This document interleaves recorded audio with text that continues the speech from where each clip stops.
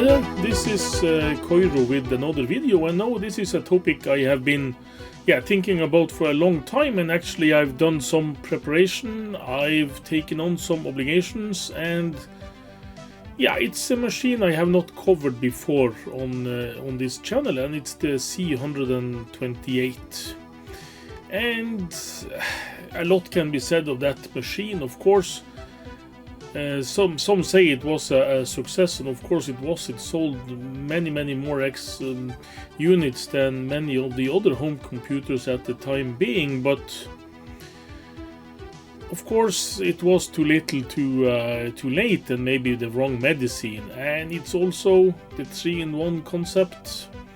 While it works for these small Kinder eggs for children, this is more of an example of combining a potato peeler, a nose hair remover, and nail file in one unit. While it's certainly possible, it's not always a good idea to implement this. And I have used the Commodore C64 a lot. One of my friends, when I grew up, had a 128, and we often did programming and stuff on that because it had an excellent keyboard, of course. And I got this some years ago. This is an 128. It's a board, and it's a revision 7, and there's lots and lots of botched wires on this. I don't know if you can see some of them, and some of them here, and I don't know if this is only for this version that has a slightly modified ROM setup here, or if this is normal. I have not done much work on C128s, and I also got this one from my friend Tommy at Arctic Retro, and this is actually his attempt to building a C128. I don't know what repair it is, but this is the CR version. That's the cost-reduced version of the C128D, and he did not get this to work. And I also taken on another C128 from another fellow Commodore enthusiast that lives nearby. He's also somewhat active in collecting and swapping and doing other stuff with Commodore, and he has a very huge collection of Commodore stuff. And I sometimes do some lookups and repairs, and I'm also able to borrow some of his equipment. And there I have a 128D that I started looking into earlier this autumn, but I had to put it aside when other assignments come up. So, as an introduction to this series about the 128s, and we are of course going to dig into these repairs. And I also brought some 128s down from the bunker, so that I have some hopefully known good devices to compare to, because this is computers that was working when I put them away a couple of years ago. If they work now, not so sure, but at least we are going to try them all, and we are going to see if we can fix what's wrong with these machines that we have that needs attention. But first, we are going to look into the service manual on the C128.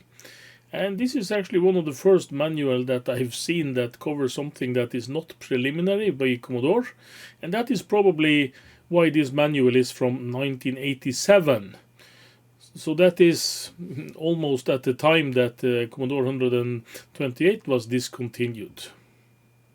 But let's dive into that manual and get some background in why fault finding on this device is different than on a C64 that we have done lots and lots of this channel. Yes, the Commodore C128, C128D computer and service manual, and it's stated that this is November 1987. And this is one of the first manual that I've seen that is not stated as preliminary. And this is actually quite a good manual. It's a good book. And why it states some of the obvious. We won't go into detail about this computer, but we need to be able to identify some problem areas that we need to look into, because this is not as simple as a C64 or a Plus4 or some of the other more simple 8-bit computers. Because there is lots and lots and lots of fiddling going about in this computer, especially with the address bus and memory management and chip select stuff that we need to be, we need to know that it's going on, and we might need to be able to do some fault finding on this. And this is a basic block diagram of the C128. And you can see here you have the address bus, the normal address bus. It's shared between the two processors, and it's shared with these devices here, the memory management unit. It's shared with the CAAs and the SID chip, and it's also shared with the 80-column video chip.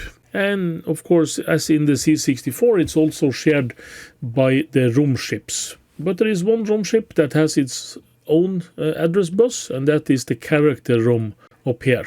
And it's also 3 different kinds of RAM in this computer, not just 2 as in the C64, because the 80-column chip down here has its own DRAM chip.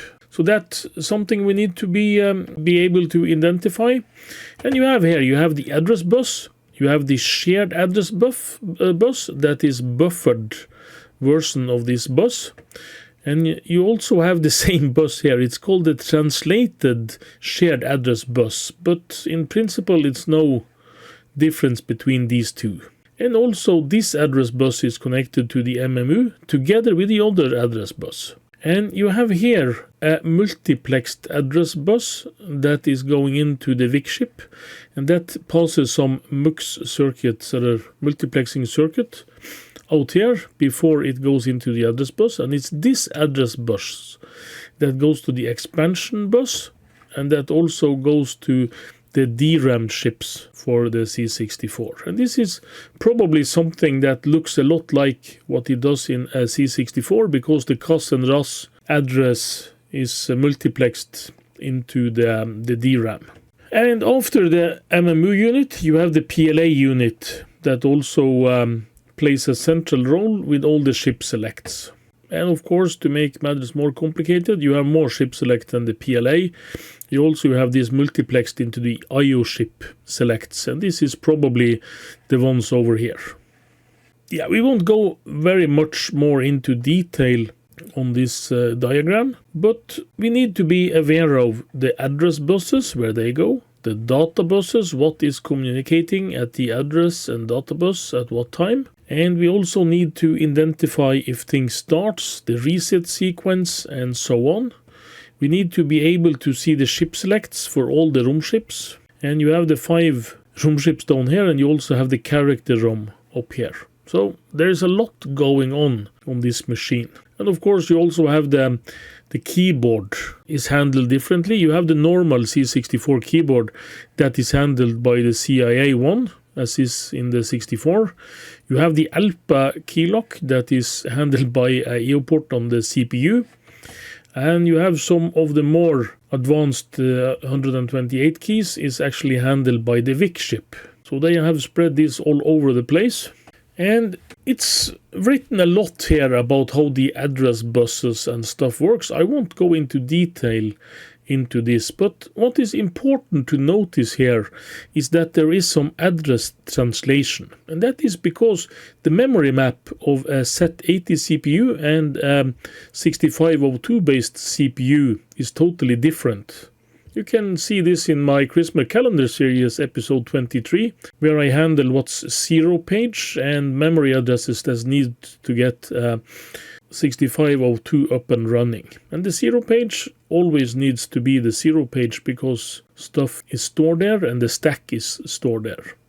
It's also stated here what happens with the AEC, the clock 1, the clock 2, and the timing of these buses. So this is something I really have to look into. And on some of the C64 stuff, there is actually some very nice timing schedules for this. Not so in this manual. There are some, but not to the same degree as is on the C64. There probably is some out on the internet somewhere. As I've said earlier, I've not looked very much into the 128s. Back in the day, I did some repair on 128s, and it was mostly bad RAM chips and bad 6526 chips. Yeah, it's stated about the microprocessor, and this microprocessor, the 8502, is, for most cases, it's a 6510.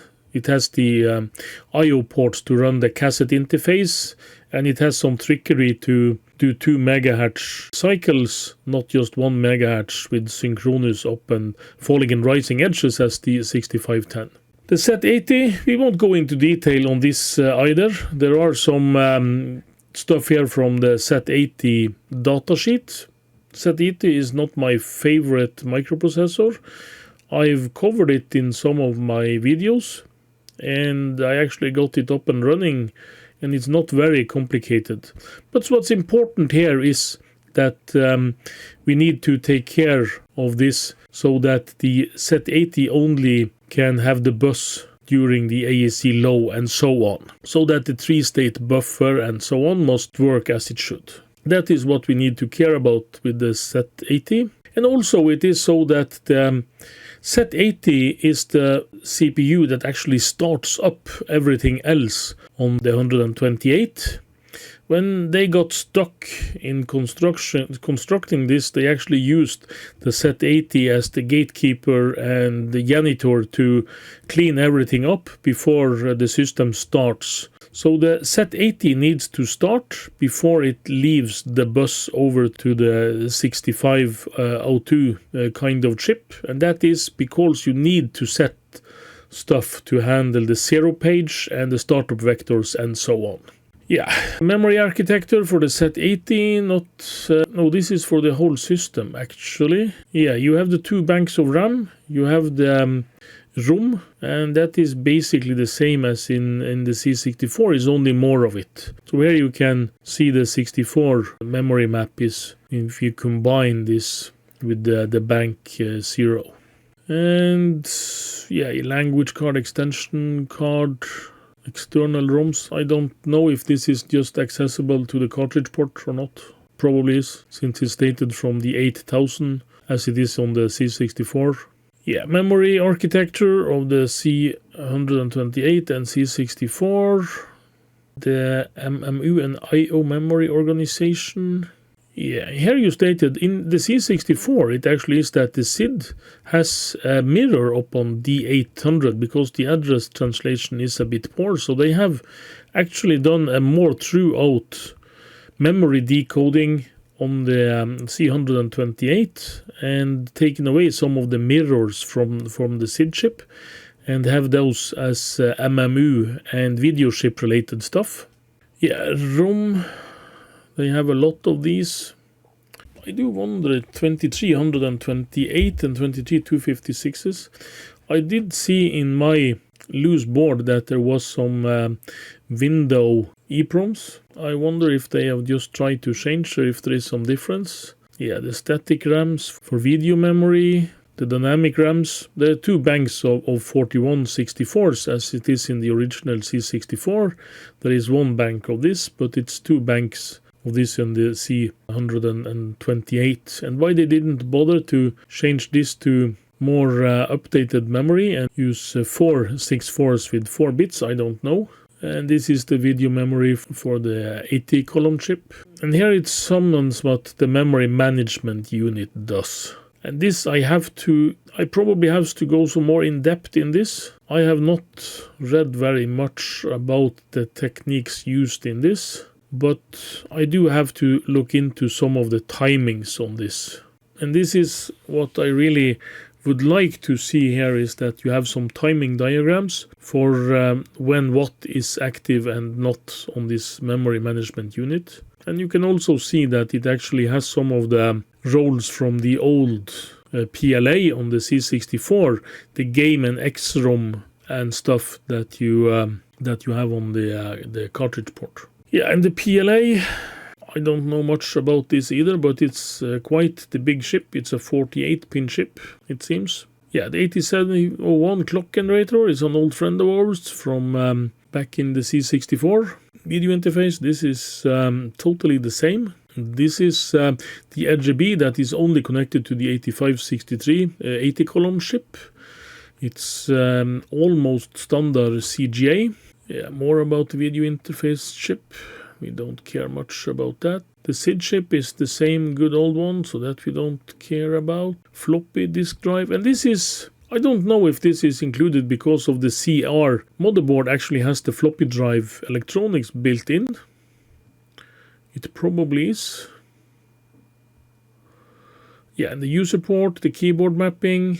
Yeah, the expansion bus, this is a bit different. For as we saw on the memory unit, you have the X-ROM and game lines. They are actually now controlled by the memory management unit. And that makes the cartridge a bit dissimilar from a normal C64. But it's the DMA and other stuff that concerns me that probably will make us look into that for some timing issues and stuff. Yeah, the serial bus totally the same. Oh, and here they have included, this is quite nice from a Commodore manual. They actually have included the basic pinouts of the TTL gates that's used in the system. And that's a quite nice touch. I like that. This is the essence of fault finding, is that you are able to understand what gives what on these units. So this is very nice. Kudos to Commodore for this. Really, really nice. Of course, this is available information, but this is high quality stuff. They should have done that back in the C64, of course, and everyone else that combines this chip should do this. Yeah, and this is a revision 6 board. As I stated, the loose board I have is a revision 7, and I do have some normal 128Ds here, but I have not opened them, so we have to see what we have. And yeah, some schematics. Not the best examples of schematics. There probably are some better ones. And I'm not sure how much difference there is on the schematics for the revision 6 or 7. Video clock reset. But all these diagrams that is here, it's well and good. But some timings. If you can offer some timings, just that this signal should be one clock cycle removed from this one, and this should only be low when this is high, and so on. That is the other essence of fault finding on the synchronous circuits. And yeah, this is the RAM-ROM decoding banks. Oh, here they go. The revision 7 motherboard is also handled in here. They have a parts list, quick reference, schematics, 4 pages. Yeah. I will have to get very familiar with this until I'm finished with all these computers, I think. Power supply. I wonder... There are some Mitsumi D1. I wonder if this is both. There are 2 kinds of power supply at least on the C128D. On the normal wedge-shaped 128, I've only been able to... I've only come across one power supply, and that is, of course, in the European version 220 volt. It's the one that looks like Amiga brick, but has a transformer inside as the earlier...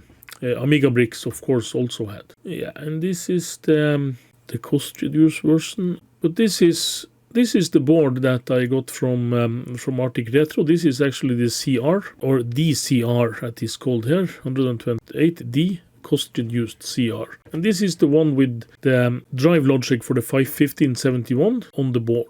So they have the schematics for that also here. So that means I probably have everything I need for the schematics here. But what we are missing is the timing diagrams, because this is well and good as schematics, but it's no fully implemented service manual in my view, until it gives you the fault finding information. But of course, I will just dig into the computers now, and I will actually start to look more into what's available on the internet for timings and so on. Yeah, let's make one thing clear, and this is about the power supply. And the power supply for the normal plane C128 and C128D and the DCR version is different. It's not much that separates them, but the C128 and the C128D was planned at the same time, and it's the same motherboard used in both of them. And on the normal 128, you have both these connectors on the PCB. Of course, only one of them are soldered at the same time. But this is the outside connector on the motherboard, but it's only soldered on the 128. And this one down here is from the internal power supply in the C128D. And it does have some small changes. It bypasses the filters and it bypasses the power switch, because the power switch is not soldered on the 128D. It's an external power switch that is connected to the power supply, and it also bypasses these filters here. And it doesn't matter much, but there is one more different that we have to note, and that is the 12 volt is made internal on the motherboard on the 128 and the 128D. On the 128 DCR, we are expected to get the power supply 12 volt voltage supplied by the power supply and not made on the board. And as you can see, this pin is not used on this one, but here it is used. And that means that I have to take this into consideration when I am feeding a C128 DCR. I should use 12 volt. But is this really necessary? And I do think not, because this is only used, and please correct me if I'm wrong, but I do think I'm right, this is only used on the disk drive side of things. But it can be used elsewhere, but I don't think it is. Maybe it is, but I don't think so. And otherwise, it looks much the same, but you don't have this voltage doubler circuit that you have here to get this 12 volt things to work. It's a bit simpler. But when I'm now doing this as a bench test, I do have to make my own power adapter and stuff to make this work. And that will be the first thing we have to do in the next episode, I think. But this was the most boring part of this. I will release this as a separate video. And we start with fault finding on one of our 128 systems straight away in the next episode instead, I think. So, thanks for watching. Hope to see you again in my next episode. The next episode will also be about 128, I think, if I don't get really stuck or missing something to do the test. So, thanks for watching. Hope to see you again in my next episode, even after this boring onslaught of 128.